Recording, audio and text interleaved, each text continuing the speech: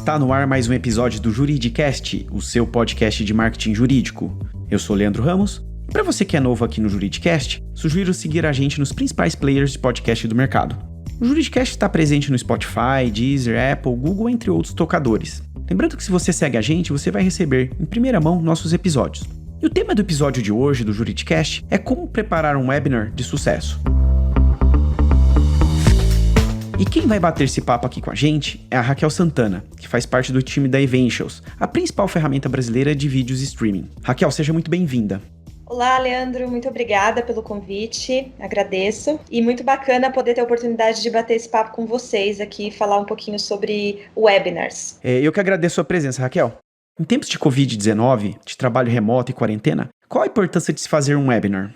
Bom, o webinar, né, ele é um meio de comunicação que tem como objetivo principal disseminar o conhecimento, né? Eu acredito que em tempos do Covid, né, é uma ótima forma de você se manter ativo, né, com o seu contato, com o seu prospect, com os seus clientes, até porque, de certa forma, né, nesse período as pessoas têm consumido mais conteúdos, né, online, e acredito que tem que ser conteúdos relevantes, construtivos, condizentes também, né, não só com o momento, mas também com o seu know-how, né, o que você realmente domina ali como assunto. E, obviamente, que como a gente está longe, né, desse convívio social, eu acredito que essa seja a melhor forma de você continuar contato com a sua rede, né? E, de certa forma, se manter vivo, né, através dessas ferramentas que estão disponíveis no mercado, ferramentas de videoconferências, de transmissões online, webinars, de lives, enfim, nas redes sociais, dentre outros meios aí que a gente tem de comunicação. Legal, Raquel. E para quem ainda não conhece, explica para o nosso ouvinte o que consiste um webinar. Bom, para quem ainda não conhece, né, o webinar ele é uma solução em vídeos, né, totalmente focada em conversões, né, e com grande custo-benefício também. Então, retenção, engajamento dessa audiência. E o conceito de webinar, ele é uma via de comunicação única, né? No caso, onde um palestrante ele se comunica com 100, com 500, com 1.000, com 2.000, 3.000 pessoas, quantas pessoas ele quiser. Hoje, eu não sei se você acompanha, Leandro, em algumas empresas ou até mesmo a Câmara Americana, a AmCham, ela tem feito várias transmissões no LinkedIn mesmo com a participação de um ou mais speakers, né? Então, existem ferramentas hoje de mercado que possibilitam aí você colocar não só um palestrante, mas mais de um palestrante. Então, no caso, até 3, 4, né? Ou seja, você faz ali um bate-papo, né, com as pessoas, cada uma em sua localidade, apresentando para diversas pessoas ali na transmissão. Então, o número pode ser ilimitado, né, de fato, né, com relação ao webinar. E o webinar, ele tem que ser ao vivo? Se for um vídeo gravado, ele é considerado um webinar ou não? Ele também é considerado um webinar. Por exemplo, na nossa ferramenta, né, da Eventuals, a gente permite que o usuário ele grave o conteúdo. Na verdade, a própria plataforma faz isso de forma automática. Então, quando você finaliza a transmissão, ela já sobe como um conteúdo gravado. Então, se porventura eu não conseguir acessar o vídeo ao vivo, eu acesso o gravado. A diferença é, você não vai ter a possibilidade de ter uma conversa e uma interação com esses participantes durante o gravado. Mas, obviamente, como uma ferramenta de webinar, né, e de streaming, a gente permite que você busque dados referentes a isso, ou seja, quanto tempo de permanência um usuário ou um participante teve na transmissão ao vivo e depois quanto tempo ele teve no gravado. E, de certa forma, você ainda continua capturando as informações desse participante, porque se no formulário de inscrição você pede dados como nome, telefone, e-mail, empresa, dentre outros, no momento em que ele acessa o vídeo gravado, ele ainda tem que, obrigatoriamente, preencher esse formulário. Então, de fato, você ainda vai poder capturar os dados desse participante. Então, sim, é considerado como um webinar o vídeo gravado também. A diferença é a forma de interação, né? Ok, que certamente no ao vivo a interação é muito mais rica, né? Com certeza, certamente. Raquel, o que um advogado ou gestor de marketing de um escritório deve considerar antes de fazer um webinar? Seja qual for a área de atuação, tanto no direito ou até mesmo profissional de marketing, o que a gente sempre dá como dica é que é importante você se atentar de qual é o objetivo da sua transmissão e qual é o resultado que você gostaria de obter com a realização dessa transmissão, desse webinar, né? No caso do marketing, pode ser para um fortalecimento da marca ou até mesmo para capturar leads, né? Acho que o objetivo maior o que você tem que saber aonde você quer chegar com esse conteúdo. Qual é o resultado que você pretende obter com esse conteúdo? Acho que esse é o principal objetivo, acho que antes de qualquer coisa, né, para você começar aí o desenvolvimento de uma transmissão ao vivo, de um webinar. Ou seja, é preciso antes ter um pensamento estratégico, antes de fazer um webinar, do que simplesmente fazer um webinar porque está todo mundo fazendo agora, né? Exatamente. Então, outra coisa que é bem importante, Leandro, é se esse conteúdo, né, ou seja, que você está divulgando como webinar, né, se ele é do seu know-how, ou seja, você realmente detém conhecimento sobre esse tema, porque é importante destacar que você não pode simplesmente jogar qualquer conteúdo ali que você não tenha domínio, né, porque de fato tem que ser algo que passe relevância, né, que você seja um disseminador de conteúdo de algo que você realmente detém conhecimento, que você conhece o tema e tudo mais. Acho que isso é um ponto muito importante. Com certeza. E, Raquel, pensando em planejamento, existe algum dia e horário ideais para se fazer um webinar? Sim, nós na Eventos, até, enfim, por todos os clientes que utilizam a nossa plataforma, né, como plataforma de transmissão, o que a gente nota, né, é que os melhores dias sempre são durante a semana, né, obviamente, de segunda a sexta-feira, mas nós recomendamos que os webinars sejam realizados de terça, quarta e quinta-feira. Porque segunda-feira é um dia que normalmente o profissional, seja de marketing ou de qualquer outra área, ele chega no trabalho, ele vai olhar os e-mails, ele vai se atentar ali das atividades que ele tem para fazer no decorrer da semana. Sexta-feira é um dia que, de certa forma, é o fechamento da semana, né? E, de certa forma, ele está ocupado com outras atividades ou até mesmo preocupado com o fim de semana. Então, a gente recomenda que seja de terça, quarta e quinta. Com relação aos horários, né? Aí depende muito do público-alvo, né? De que você quer atingir. Eu vou te dar um exemplo aqui de alguns clientes que utilizam a nossa plataforma. Por exemplo, a Mary Kay, ela faz transmissões às 10 horas da manhã, de terça, quarta e quinta-feira. O público que ela quer atingir são as consultoras da Mary Kay, né? As revendedoras, as diretoras nacionais, regionais, dentre outras. Por exemplo, o Senac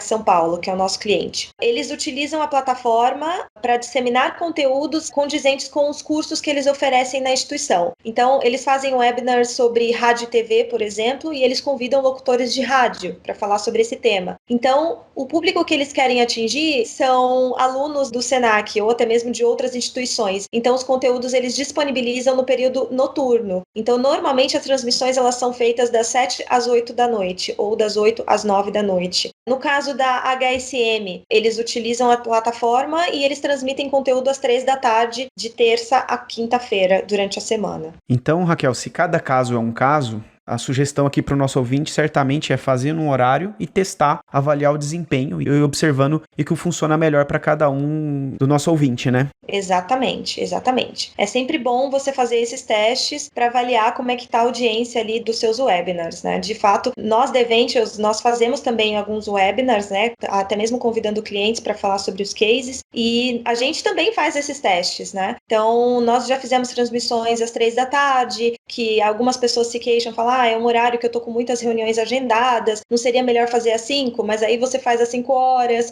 Mas é um horário que eu tô terminando, encerrando o meu expediente. Será que não é melhor fazer mais cedo? Então, dificilmente você vai agradar a todos. De fato, é procurar entender se você tem uma maior audiência naquele período. Se às 3 da tarde é o melhor horário, às 5 da tarde é o melhor horário para o seu público. Então, acho que os testes são ótimos, né? para avaliar como é que tá essa questão da sua audiência.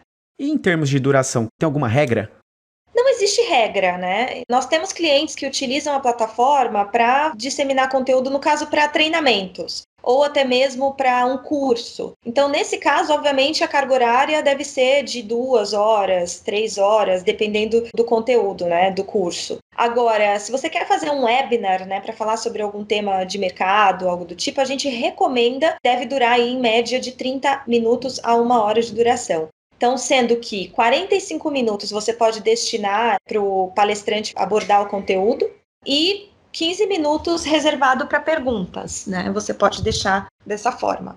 Tenho visto nesse contexto do coronavírus, Raquel, muitos escritórios fazendo webinars de 1 hora, 1 hora e meia, então talvez seja um tempo elevado, né? Exato, porque uma coisa bacana para vocês pensar, Leandro, é como que você vai manter o seu participante 100% ativo durante a transmissão, ou seja, com engajamento ali, né, no alto. Como que você vai garantir que ele realmente esteja presente durante essa 1 hora e meia? Tem muitos elementos de dispersão, né, durante a transmissão. Então, por isso que a gente recomenda que o tempo ideal mesmo é de 30 minutos a 1 hora de duração. Perfeito. E Raquel, no caso de participantes, o webinar ele precisa ter convidados ou pode contar com apenas um apresentador?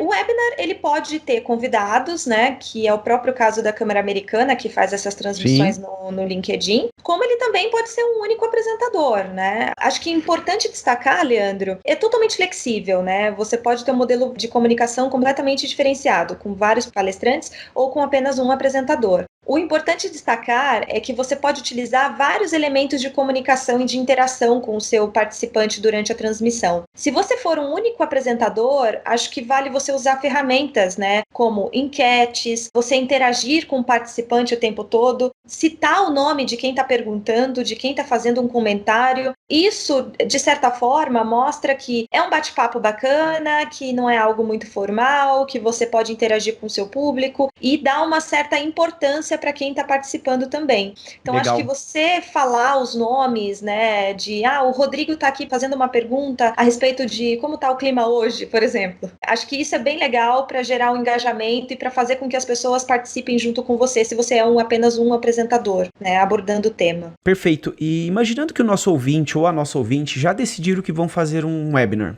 como deve ocorrer a divulgação desse evento online? Por exemplo, existe um prazo mínimo para divulgá-lo? Bom, nós recomendamos, né, que a divulgação desse webinar ela seja feita com 2 ou 3 semanas de antecedência. Então, quanto antes você começar a divulgar, melhor, porque obviamente você vai capturando mais participantes ali no decorrer desse período. Se você divulga o webinar com pouco tempo de antecedência, o risco de você ter poucos participantes é muito grande. Então, de fato, a gente recomenda ali 3 semanas, né, 2 ou 3 semanas antes dessa transmissão você começar a divulgar. E ainda dentro do contexto da divulgação do webinar, quem não tem um mailing grande ou ainda atualizado deveria fazer um webinar? Olha, ele pode sim fazer o webinar, né? Até porque agora a gente conta com o poder das redes sociais, né? Então, os seguidores do LinkedIn, do Instagram, do Facebook, eles são importantes e eles podem aí aumentar a audiência da sua transmissão. Existe também a possibilidade de você optar por patrocínios em posts, né? No caso de redes sociais, trazendo sempre mais leads para o webinar. Então, de fato, é possível fazer uma transmissão se você não tem um mailing atualizado. Porque, obviamente, no momento que você vai realizando essas transmissões, você vai angariando mais participantes e você vai criando, né, e aumentando aí o potencial de acesso dos seus webinars aí nos próximos, né? Ou seja, colocando mais pessoas dentro do seu mailing, construindo um mailing para a realização dos próximos. Legal, Raquel, para a gente continuar. Existem vários recursos para se fazer uma transmissão online na internet. Além das ferramentas de webinars, tem também os recursos de live do Facebook, Instagram e até o LinkedIn, né, que alguns perfis aqui no Brasil já possuem o recurso de live. Quando fazer uma live em uma rede social ou realizar um webinar? Bom, as live teasers, né, normalmente elas são realizadas para divulgação de algum produto, de algum tema ou algo específico, né, ou seja, jogado para um público geral. Então, normalmente, quem transmite no YouTube ou até mesmo no LinkedIn ou no Instagram não tem muito a importância de saber quem é que está assistindo, né? Você joga na rede social e quem assiste é somente um view. E até mesmo você não tem a possibilidade de gravar esse conteúdo, né, a não ser que você use uma outra ferramenta para você gravar essa transmissão ao vivo e depois disponibilizar na rede como conteúdo gravado. De fato, se você está ali participando, né, ou seja, apresentando uma transmissão na rede social, os comentários que surgem durante a transmissão, dificilmente ali são uma pergunta, né? Eles são mais algumas interações no momento da transmissão, a não ser que você tenha uma pessoa ali para te apoiar na moderação e você possa responder as perguntas ali durante o chat. Então, de fato, o que importa, né, quando você publica numa rede social são os views, né? Não necessariamente necessariamente você não tem o dado de quem está acessando a transmissão. Já no caso do webinar, né, você pode, durante a apresentação, ter uma pessoa te apoiando também, né, que é o fato das lives também, nas perguntas, interagindo com o público. E na plataforma da Eventials, por exemplo, a gente tem uma feature que tem a função de capturar os leads. Então, se durante, por exemplo, se no formulário de inscrição você não coletou tantas informações relevantes, né, do participante, durante a transmissão você pode simplesmente soltar um novo formulário para que ele preencha, por exemplo, pessoal, se vocês tiverem interesse nesse conteúdo ou até mesmo nesse produto que eu estou apresentando durante a transmissão, vocês podem preencher um formulário no final desse webinar, no qual vocês conseguem responder mais informações e a gente pode entrar em contato com você posteriormente. Então, existem algumas features na plataforma que permite isso. Além disso, você pode depois extrair um relatório, né, com todas as pessoas que acessaram a transmissão, que ficaram ali, por exemplo, 70% do tempo presente no ao vivo, e você pode identificar que o usuário que assistiu mais de 70%, ele é um lead super qualificado para adquirir o seu produto. Então, você pode abordar ele posteriormente com os dados que você tem. Já no caso da live, né, no Instagram, no LinkedIn ou no Facebook, você não tem esses dados, né, que você pode atuar depois posteriormente ao webinar. Então, acho que essa é a grande sacada, né, e a grande diferença de você transmitir fazendo uma live no Facebook ou versus um webinar, né? Perfeito, Raquel. E dentre as ferramentas de webinars, também temos várias opções no mercado. Você falou várias funções aí que a Eventials possui, né? Quando usar uma ferramenta paga e bem completa como a Eventials ou uma solução gratuita como o YouTube, que não é uma rede social como o Facebook ou o Instagram? Bom, tudo depende do objetivo, né, também, e do budget que o cliente tem destinado para esse projeto, né? Se o cliente ele quer uma coisa mais assertiva, onde ele realmente tem acesso às informações do participante, ele pode sim usar a Eventials, porque diferente do YouTube, que você é só um view, na Eventials você é um lead, você é um dado. Agora, se o objetivo é divulgar um material sem a necessidade de capturar esses leads, obviamente que o YouTube é uma boa ferramenta. Então, se você quer jogar em mar aberto, né? Tudo que você faz ou o conteúdo que você disponibiliza ou o produto que você tem, obviamente que o YouTube é uma boa ferramenta. Agora, se você realmente quer atuar nessa base, né, comercialmente falando, aí vale a pena você investir numa plataforma como a da Eventials, por exemplo. E agora, Raquel, explica para o nosso ouvinte, antes de entrar no ar com um webinar, quais são os cuidados que o apresentador deve ter? Esse é um bom ponto, Leandro. Certamente o primeiro tópico que vocês devem olhar, né, com muita atenção é a estabilidade da internet. Então, de fato, quem transmite, ele precisa ter uma internet de boa qualidade. Se você utiliza a rede Wi-Fi, que pode ter oscilação, é um risco de travar a sua transmissão. Então, importante é você olhar a estabilidade da internet. Nós, da Eventials, recomendamos utilizar um cabo, tá, de conexão, porque, obviamente, é muito mais seguro do que a rede Wi-Fi. Esse é o primeiro ponto. O segundo ponto que vocês devem se atentar é se todos os equipamentos eles estão devidamente conectados e funcionando. Então, se o cabo de rede está bem conectado, se o áudio do seu computador está funcionando, se a câmera está funcionando, se a sua apresentação ela está fechada, ou seja, não precisa de nenhuma alteração. A composição do cenário é um ponto bastante importante também. Olhar se o fundo, né, o background da sua apresentação, ele está bacana, se não vai ter nenhuma intervenção como uma criança ou até mesmo um animal de estimação ou algo do tipo, né? A gente tem vários exemplos aí, especialmente agora, né, que tá todo mundo trabalhando home office, em tempos de Covid, então tem várias situações aí até que engraçadas, né, mas um pouco constrangedoras, de crianças passando, ou animais de estimação passando, ou alguém que esqueceu de desligar a câmera, ou algo do tipo. Então é importante se atentar à composição do cenário. Bom, desligar o celular também, ou deixar ele em modo avião também, né, para que nada te interrompa ali durante a transmissão. E ter um roteiro também é importante. Então, se você tiver ali a possibilidade de ligar um segundo monitor para você acompanhar ali o roteiro, ou até mesmo um papel, uma colinha ali, é importante você também colocar isso em pauta, antes de você preparar a sua transmissão.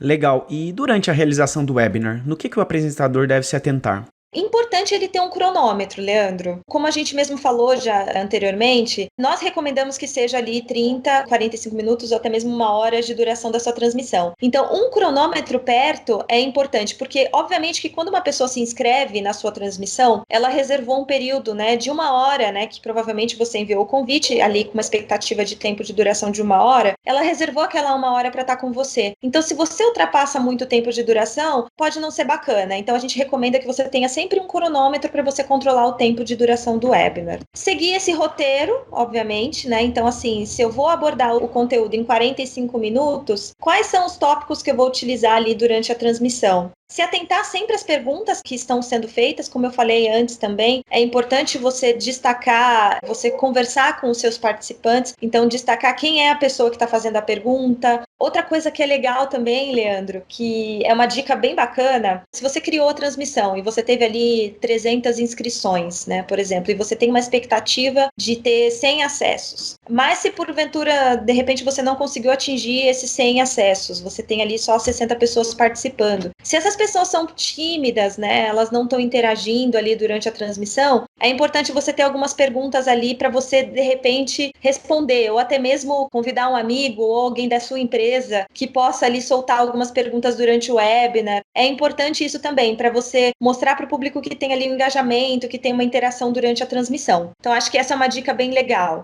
Bom, estimular esse engajamento acho que é o principal tópico, assim, acho que se você pudesse usar algumas ferramentas de pesquisa, usar ferramentas de enquete durante o webinar, gerar essa interação com o público é bem bacana, tornar essa transmissão mais soft possível, acho que isso é bacana.